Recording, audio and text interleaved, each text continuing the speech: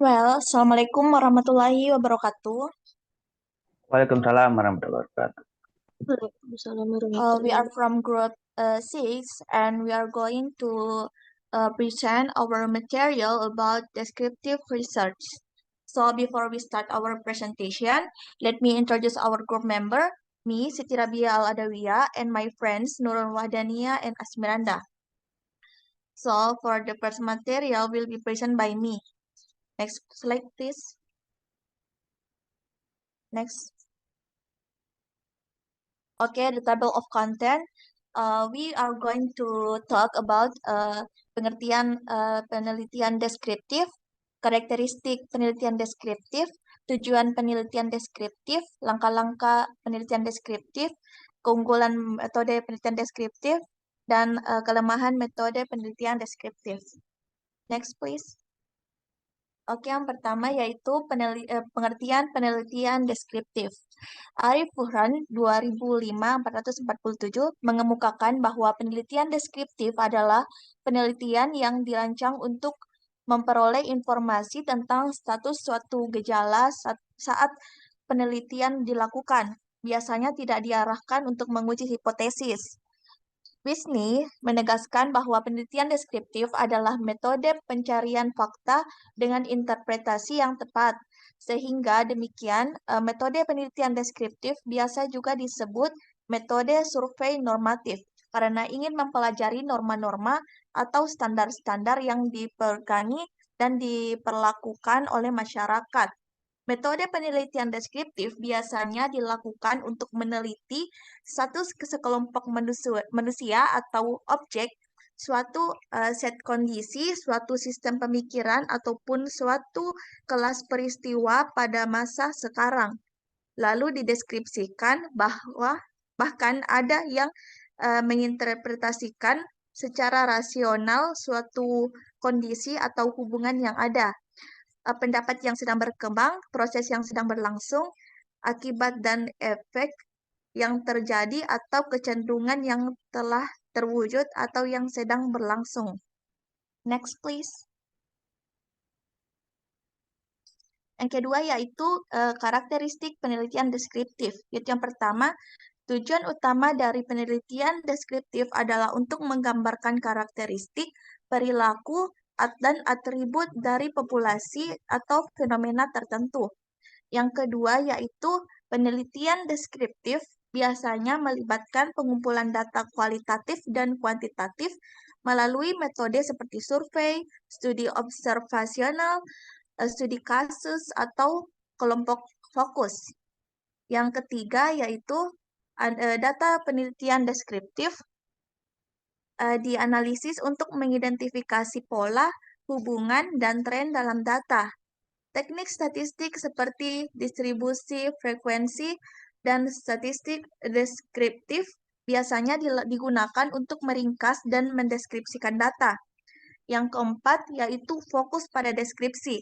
Penelitian deskriptif difokuskan untuk menggambarkan dan meringkas karakteristik populasi atau fenomena tertentu.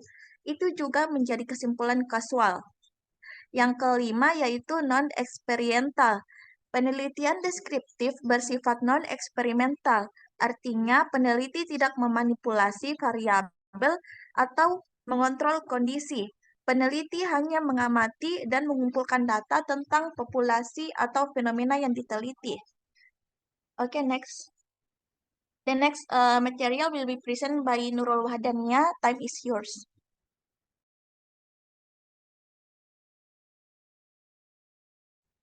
Oke, baik. Selanjutnya, tujuan penelitian deskriptif. Dalam penelitian deskriptif, perhatian hanya dipusatkan pada pemecahan masalah yang dihadapi karena penelitian tidak ingin menghubungkan dengan variabel lainnya, tetapi hanya ingin mengetahui keadaan masing-masing variabel secara lepas. Next, please. Selanjutnya, langkah-langkah penelitian deskriptif. Proses penelitian deskriptif dapat dilakukan langkah-langkah sebagai berikut. Yang pertama, pernyataan masalah yang jelas, atau mengidentifikasi, memilih, dan memusatkan masalah.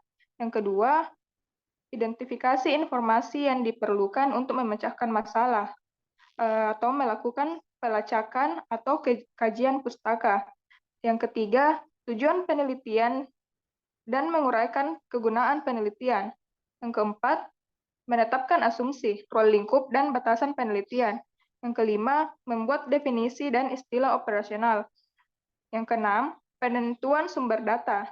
7. Identifikasi populasi, sasaran, dan penentuan prosedur penarikan sampai yang diperlukan. 8. Rencana prosedur pengumpulan dan pengolahan data atau reduksi dan display data. 9. Analisis data. Dan yang terakhir, pembuatan laporan. Saya kembalikan ke moderator. Okay, the next presenter is Asmiranda. Time is yours.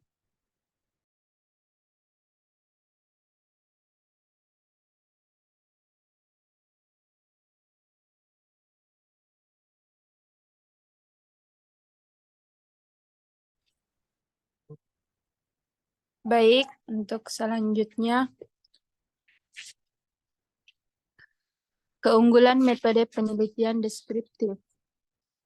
Yang pertama, banyak disukai oleh peneliti di berbagai bidang karena mampu mengecek dan membuktikan tingkat reliabilitas dan cukup menyebarluaskan informasi karena menyediakan standar ukuran normatif atau validitas berdasarkan hal-hal yang umum. Yang kedua, relatif mudah dilaksanakan. Yang ketiga, dapat memperoleh banyak informasi penting. Dan yang keempat, dalam penelitian deskriptif dapat ditentukan apakah temuan yang diperoleh membutuhkan penelitian lanjutan atau tidak.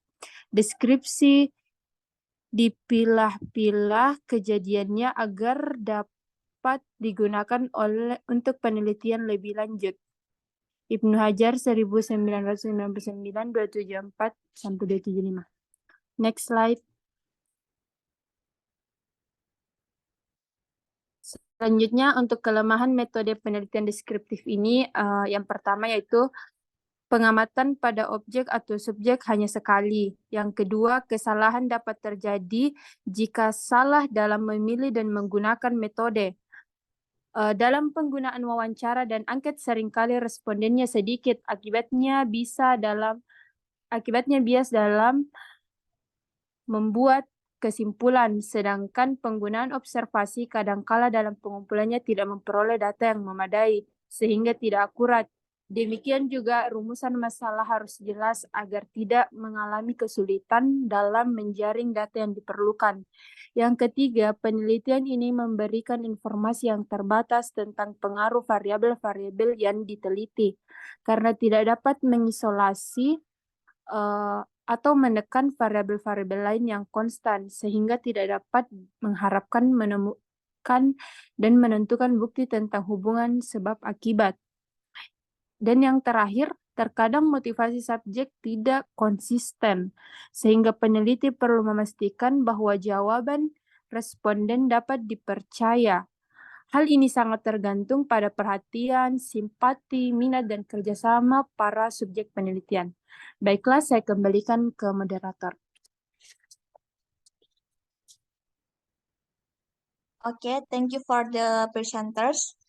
I think that's all our presentation. If you have question about our material, you may ask, but don't forget to mention your name, please.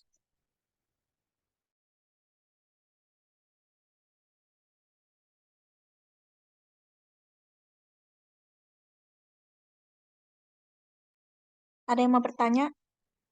Dipersilakan.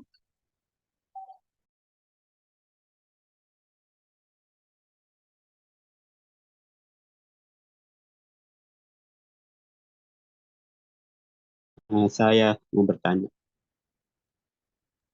Ya, silakan. Ya, terima kasih atas kesempatannya. Nama saya Ali Furkan. Aku manjat ke sini ini motor. Ya. Kenapa?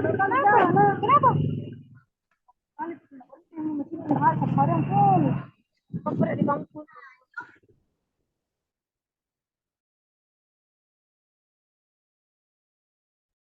bagaimana bisa dilanjut? Ya, silakan. Ya, lanjut nih. Ya, nama saya Al-Furqan, dan pertanyaan saya itu bagaimana Anda memastikan validitas dan reliabilitas penelitian deskriptif? Terima kasih. Oke, baik. Terima kasih atas pertanyaannya. Ada yang mau bertanya lagi?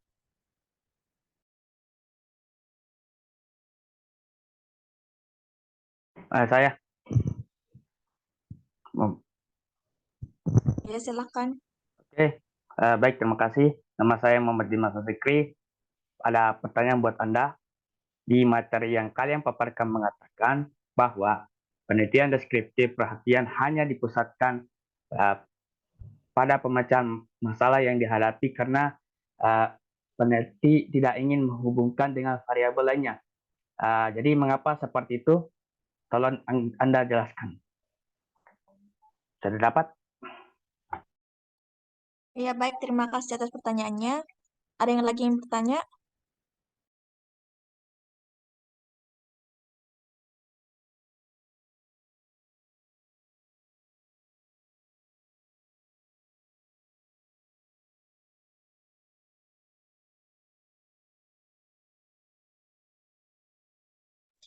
Okay, well, a question from Ali Furkan will be answered by Nurul Wahdania. Time is yours. Oke, saya akan menjawab pertanyaan dari Alif. Bagaimana Anda memastikan validitas dan reliabilitas penelitian deskriptif? Jadi, instrumen yang valid berarti akan memperoleh data yang valid juga. Valid berarti instrumen tersebut dapat digunakan untuk mengukur apa yang seharusnya diukur. Instrumen yang reliable adalah instrumen yang bila digunakan beberapa kali untuk mengukur objek yang sama akan menghasilkan data yang sama juga. Mungkin itu saja. Saya kembalikan ke moderator. How about the asker? Do you satisfied with the answer?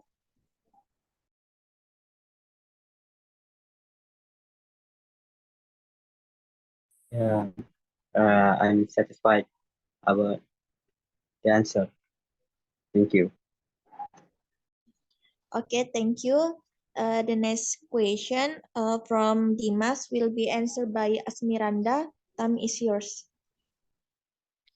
Oke, saya akan menjawab pertanyaan dari Dimas. Pertanyaannya adalah, di materi yang kalian paparkan mengatakan penelitian deskriptif perhatian hanya dipusatkan pada pemecahan masalah yang dihadapi karena peneliti tidak ingin menghubungkan dengan variabel lainnya. Salah, Kak. Betul,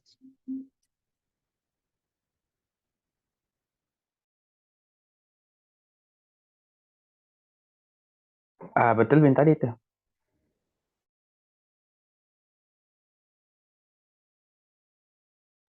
Betul, Mi. Kira salah baca, Kak. Enggak. Mengapa seperti itu? Tolong jelaskan. Oke, baik. Jadi penelitian deskriptif dilakukan untuk mendeskripsikan suatu gejala, peristiwa, dan kejadian yang terjadi secara faktual, sistematis, dan akurat. Pada penelitian ini, penulis berusaha mendeskripsikan peristiwa yang menjadi pusat penelitian tanpa memberikan perlakuan khusus terhadap peristiwa tersebut. Cenderung menggunakan satu variabel dalam operasionalnya. Tidak menutup kemungkinan menggunakan dua variabel atau lebih, tetapi tidak untuk dihubungkan, dibandingkan, atau dicari sebab akibat. Baik, saya kembalikan ke moderator. Okay, thank you. How about the asker? Do you satisfied with the answer? Yes, I'm very satisfied. Saya kira tidak ada yang perlu jelaskan kembali. Itu saya sudah dapat yang saya katakan. Terima kasih. Okay, thank you for the askers. I think that's all our presentation today. Thank you. Wallahumma fiqh salam. Assalamualaikum warahmatullahi wabarakatuh. Waalaikumsalam warahmatullahi wabarakatuh. Waalaikumsalam warahmatullahi wabarakatuh.